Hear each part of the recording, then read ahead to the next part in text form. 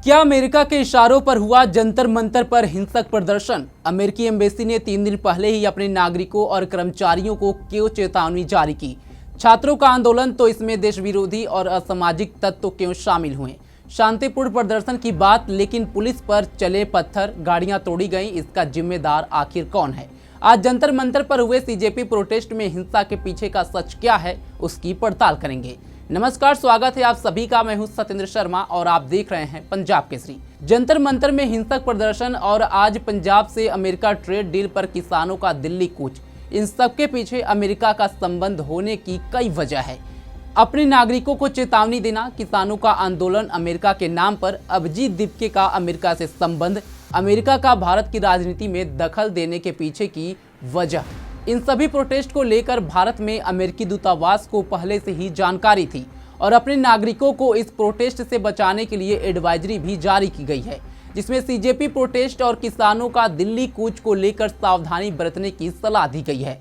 भारत में अमेरिकी दूतावास ने 17 जुलाई को ही एडवाइजरी जारी करते हुए कहा कि 20 और 21 जुलाई को जंतर मंतर और संसद भवन के आसपास भारी भीड़ जमा होने की आशंका है।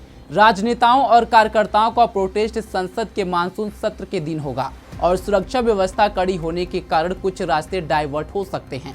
पहले ही दिन जानकारी की भनक होने के कारण अब सवाल उठने लगे हैं कि क्या इस प्रोटेस्ट में अमेरिका शामिल है या फिर नहीं। 21 जुलाई यानी आज दिल्ली के किसान घाट पर भी किसानों के विरोध प्रदर्शन होने की संभावना है। इसमें अनुमान लगाते हुए बताया गया है कि लगभग 250 राष्ट्रीय किसान संगठनों की भीड़ वाहनों पर सवार होकर दिल्ली कूच और किसान घाट पर इकट्ठा होने की योजना बना रही है। साथ ही बताया गया कि कड़ी सुरक्षा के कारण अमेरिकी सरकार के कर्मचारियों को सावधानी बरतने, प्रभावित इलाकों से बचने की सलाह दी गई है। अमेरिकी दूतावास ने प्रदर्शन के 3 दिन पहले ही यानी कि 17 जुलाई को ही अपने नागरिकों को अधिकारियों के निर्देशों का पालन करने, सफर के दस्तावेज और पहचान पत्र हर समय अपने पास रखने की बात कही गई है। अमेरिकी दूतावास ने 3 दिन पहले ही जानकारी बता दी थी कि ऐसे में सवाल उठ रहे हैं कि क्या अमेरिका दूतावास को इन दोनों प्रोटेस्ट की पहले से भनक थी या इस प्रोटेस्ट में इनका हाथ शामिल है। अब सवाल यह है कि क्या अमेरिका के इशारे पर इस प्रोटेस्ट को अंजाम दिया गया है और अमेरिका को कैसे पता चला कि यह प्रोटेस्ट 2 दिनों तक चलेगा और इसमें हिंसा हो सकता है। मौजूदा कुछ सालों में कई देशों में तख्तापलट देखने को मिला, जिसमें अमेरिकी साजिश का खबर सामने आया। आरोप यह भी है कि अगर किसी देश में एक ही सरकार लंबे समय से सत्ता में काबिज होती है तो अमेरिका को देखा नहीं जाता है और वो तख्तापलट की तैयारी कर रही है। बीते कुछ दिनों से ये भी खबर सामने आ रही है कि मोदी सरकार के खिलाफ अमेरिका में कोई बड़ा षड्यंत्र रचा जा रहा है।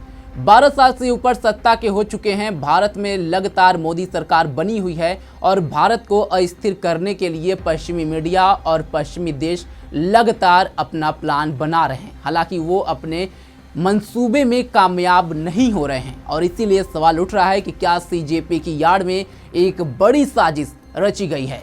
भारत अमेरिका के बीच लंबे समय से ट्रेड डील की बात चल रही है, लेकिन डेयरी का मामला हो या फिर कुछ अन्य मांगे जिस पर दोनों देशों के बीच अभी तक डील पर बात पूर्ण रूप से नहीं बन पाई है।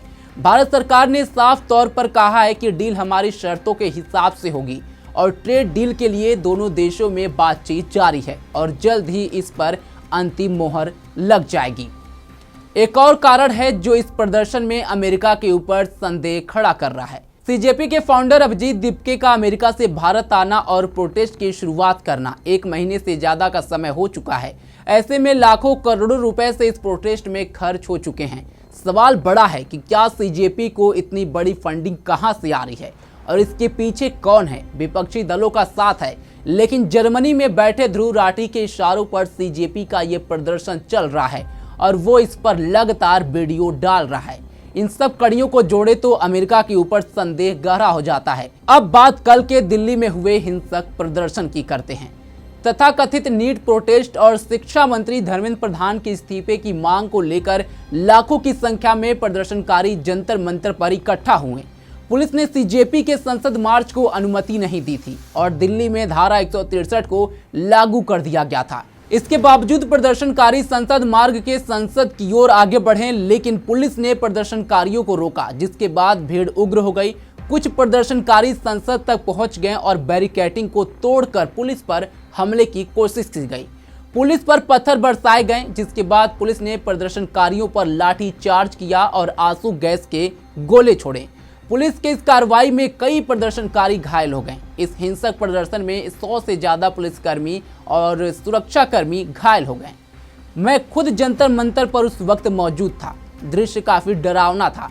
मेरे हाथ में आप ये जो मार्बल का टुकड़ा देख रहे हैं, इसी टुकड़े से पुलिस और आरएएफ के जवानों पर हमला किया गया। इस पत्थर का अगर हम वजन देखें तो करीब 200 से 250 ग्राम के आसपास होगी। इसके वजन के हिसाब से अगर आप इसको दूर तक फेंकेंगे और एक वेग से फेंकेंगे तो सोचिए जरा सुरक्षा कर्मियों को कितनी चोट आई होगी। इस प्रदर्शन में युवा घायल हुए, सिर में चोटें आई, पैर टूटे, हाथ टूटे, कईयों को गंभीर चोटें आई। पुलिस को भी चोटें आई, उनका भी सिर फूटा, वो भी घायल हुए। लेकिन प्रोटेस्ट को जो लीड कर रहे थे अभिजीत दीपके, आशुतोष रांका और सौरभ, ये लोग प्रदर्शनकारियों को अकेले छोड़कर जंतर मंतर से गायब दिखे। विजेता दहिया जो खुद को नास्तिक बताते हैं, हिंदू देवी देवताओं का अपमान करते हैं, प्रदर्शन के दिन रेस्तरां में पूरे दिन आराम फरमाते नजर आए, लेकिन बलि का बकरा बने नौजवान। सवाल यह है, ये लोग प्रदर्शन के दौरान कहां थे? सौरभ, आशुतोष सरकार से मिलने गए थे, लेकिन उसके बाद प्रदर्शन में शामिल क्यों नहीं हुए? फिलहाल मौजूदा हालात हैं कि कल भूख हड़ताल पर जितने भी लोग थे सभी ने अपने अनशन को खत्म कर दिया है और सीजेपी ने अपने प्रोटेस्ट को चालू रखा है। और उनकी एक ही मांग है, जब तक शिक्षा मंत्री धर्मेंद्र प्रधान का इस्तीफा नहीं होगा तब तक प्रदर्शन खत्म नहीं करेंगे। अब देखना होगा कि क्या सरकार सीजेपी के इस मांग को मानेगी और क्या इस हिंसक प्रदर्शन के पीछे कौन है, उसके लिए कोई जांच कमेटी बनाई जाएगी। फिलहाल इस प्रदर्शन पर आपकी क्या राय है और इसे कैसे देखते हैं, कमेंट बॉक्स में हमें बताएं।